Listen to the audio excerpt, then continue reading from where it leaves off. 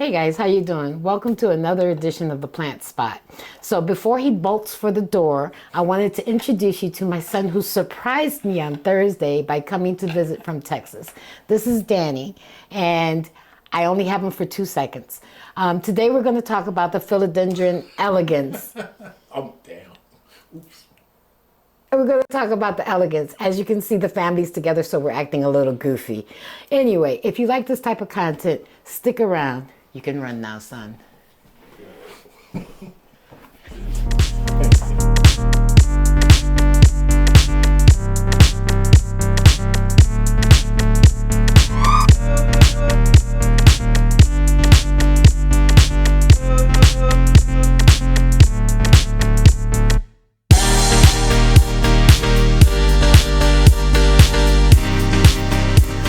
As I mentioned in the intro, today we're going to visit the elegance.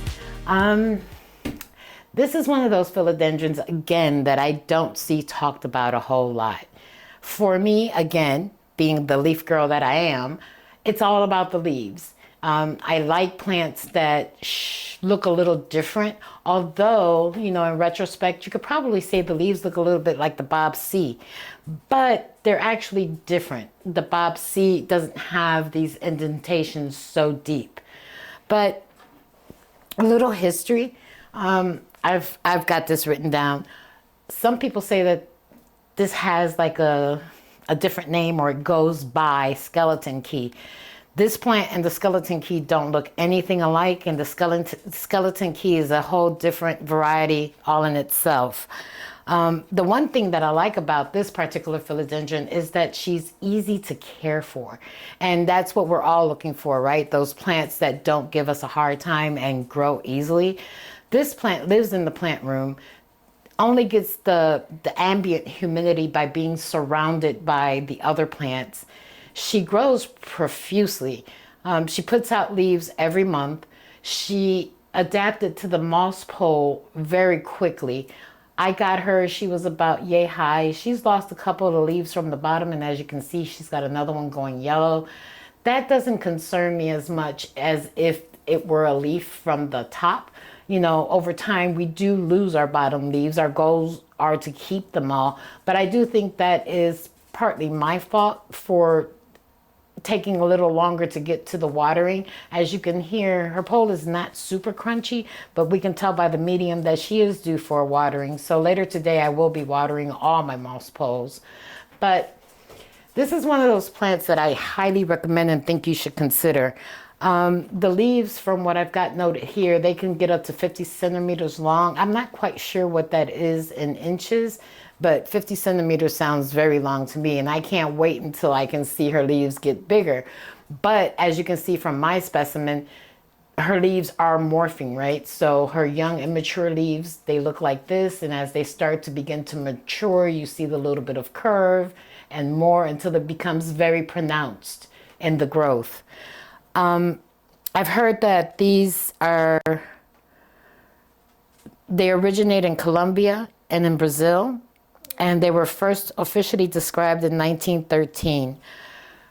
In nature, these plants, they tend to grow as a hemiepiphyte, which means, they grow up the trees and they have the tendency, so epiphytes grow up trees and don't damage their host tree.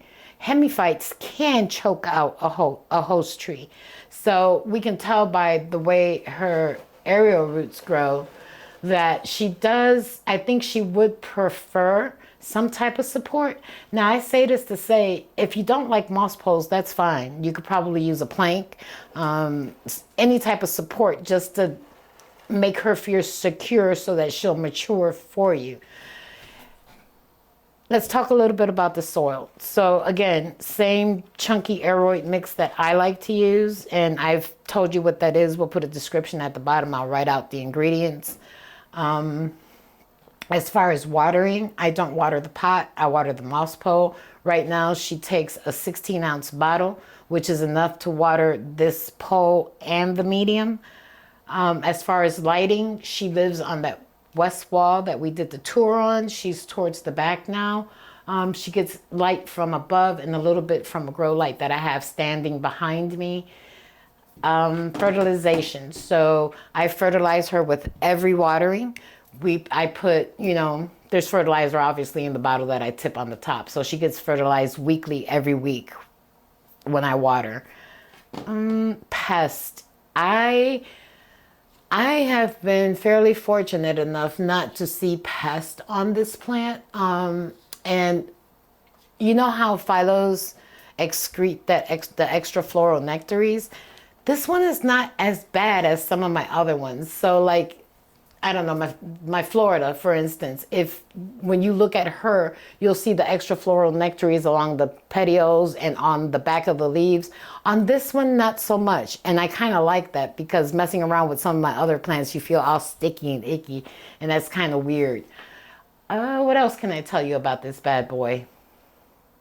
I think this is one that's overlooked.